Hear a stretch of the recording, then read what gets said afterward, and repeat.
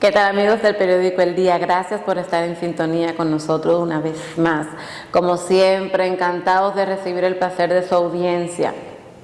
Hoy tenemos una invitada que es hija de la casa, ya ustedes la conocen, nos acompaña la doctora Catherine Merejo. Con ella conversaremos sobre una condición de salud que es muy común en estas épocas festivas.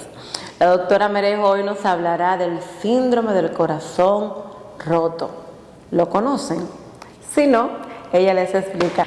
Doctora Merejo, gracias por aceptar nuestra invitación. Muchas gracias por la invitación, de verdad que es un placer. Doctora, conversábamos fuera de cámara que es difícil comprender cómo hay personas que en esta época que están llamadas a la alegría se deprime, pero sí la gente se deprime. Y llegando hacia lo de la depresión, ¿qué es el síndrome del corazón roto? Parece poesía, pero es una condición de salud, ¿verdad? Sí, así como tú mencionas, sí es una condición de salud. Obviamente se conoce popularmente como el síndrome del corazón roto, pero tiene un nombre científico que es la enfermedad Takayatsu, porque fue descubierto por un personaje chino, o sea, un doctor chino. Básicamente se trata de que cuando los pacientes pasan por una emoción muy fuerte, desarrollan un vasoespasmo en las arterias que suplen el corazón. Esto pasa tiene un cuadro clínico muy característico. El paciente recibe ya sea una mala noticia, recibe un impacto personal o social y algunas horas después desarrolla un dolor de pecho. Entonces esto hace o simula que el paciente está haciendo un infarto. Cuando se investiga, entonces observamos que las arterias están totalmente limpias. Es básicamente una condición emocional, por decirlo así. Entonces sí, es porque la persona no sabe lidiar en el momento con el trauma o el suceso inmediato que tuvo. Obviamente es un trauma que es extremo para la persona o que fue asimilado por la persona como algo más allá de lo que podía manejar. Entonces, por eso vemos que tiene manifestaciones clínicas, o sea, el paciente desarrolla un dolor inexplicable a raíz de un sentimiento. Doctor, ¿y más o menos cuál es la sintomatología que le dice a ese paciente, tengo el corazón roto? Entonces, básicamente es el típico cuadro de un infarto. Tenemos un paciente que experimenta un dolor intenso, que le oprime. Por ejemplo, el paciente lo describe como le pueden estar pisando el pecho, oprimiéndolo o apretándolo, como si alguien lo comprimiese de dentro hacia afuera. Es un dolor constante que no se cambia de lugar. Inclusive el paciente puede describir dolor en el brazo, dificultad para caminar, dificultad para respirar, o sea, es un dolor que lo inquieta. Entonces, él tiene una necesidad de asistir a alguna emergencia para investigarlo. Entonces ya una vez el paciente llega al centro de salud, ¿cómo se procede? ¿Qué se le hace? Entonces, típicamente todo paciente que llega a la emergencia se hace un protocolo que se llama el protocolo de dolor o puerta balón, que esto significa que desde que el paciente entra a la emergencia se le hace un electro, se le hacen troponinas, se le hacen algunos laboratorios que van a ser necesarios en caso de una intervención como es el cateterismo. Entonces, ¿qué sucede? Normalmente el diagnóstico de infarto se hace con 3 herramientas, que son las troponinas o las enzimas y el electrocardiograma y obviamente los síntomas del paciente. Justo cuando eso sucede, entonces si dos de estas tres opciones es positiva, es decir, están alteradas, entonces se procede a intervenir o tratarlo como si fuera típicamente un infarto. ¿Qué es lo que pasa con estos pacientes? Perfecto.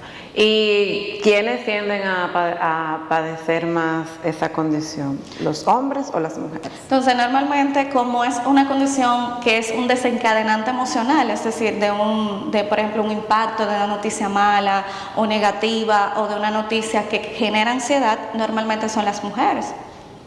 Ok, doctora, y saliéndonos ya un poquito del tema de la rotura del corazón, el cuidado de nuestra salud cardiovascular, que es bastante importante. Denos 3 consejitos básicos que nos ayuden a vivir más saludable. Entonces, yo siempre recomiendo el ejercicio. Quien me sigue o sigue mis actividades sabe que yo siempre recomiendo la actividad física. Es una manera sencilla de distraernos, disfrutar y mejorar nuestra salud cardiovascular.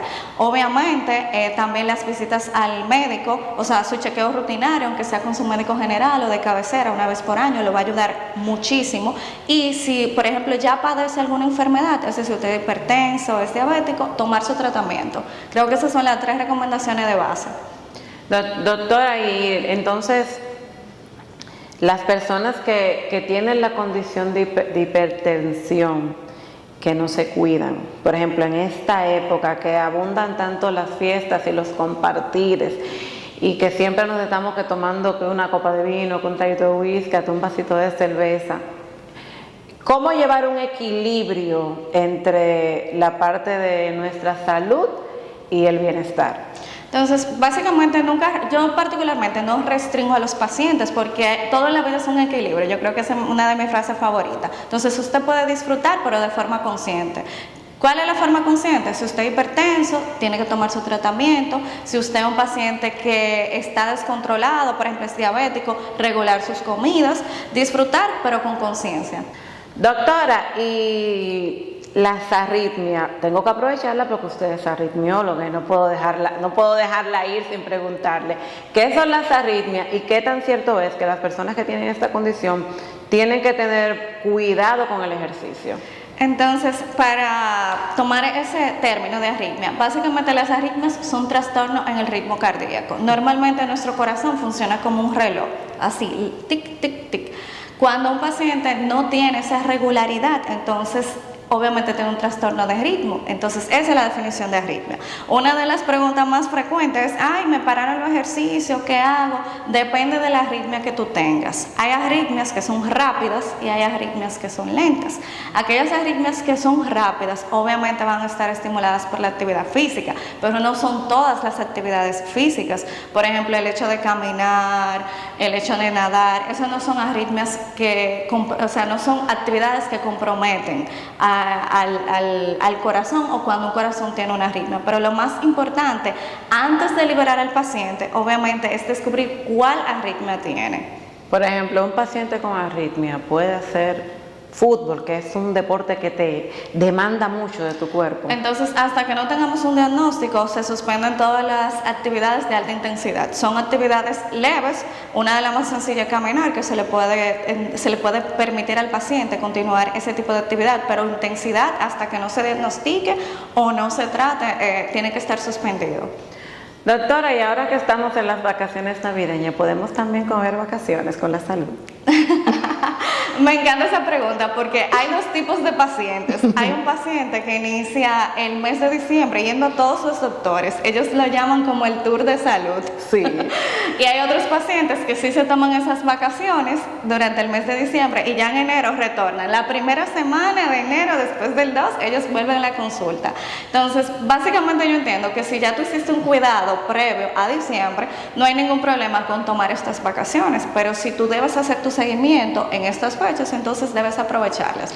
Y aquellos pacientes que se medican, que toman, por ejemplo, la pastilla diaria para la hipertensión, ¿se puede, doctora, darse su traguito de vino o de whisky durante la fiesta? Y aquellos que no solamente se dan un traguito, sino que van más allá, ¿qué tan beneficioso o qué tan dañino puede ser esto? Entonces, mira, nada en exceso es positivo. Eso hay que ponerlo de cara, ¿verdad que sí? Entonces, básicamente, si un paciente tiene una condición médica, independiente de cuál sea, y tiene su tratamiento, él puede darse ese gusto de tomarse una cerveza, un trago, porque es parte de la festividad. Pero obviamente, si ya es excesivo, entonces se va a perjudicar, independiente tome o no tome la pastilla, ¿verdad?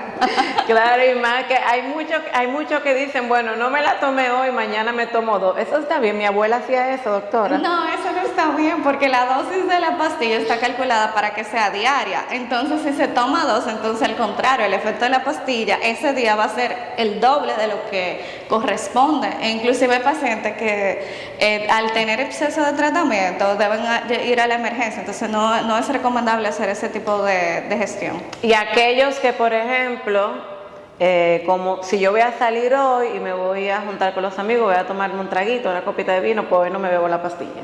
Al contrario, porque es que usted está adicionando a su cuerpo algo que le puede alterar la presión, el ritmo cardíaco. Al contrario, usar la pastilla es lo que le va a dar como el acceso o la libertad de usted poder hacer ese exceso o ese cambio en su rutina.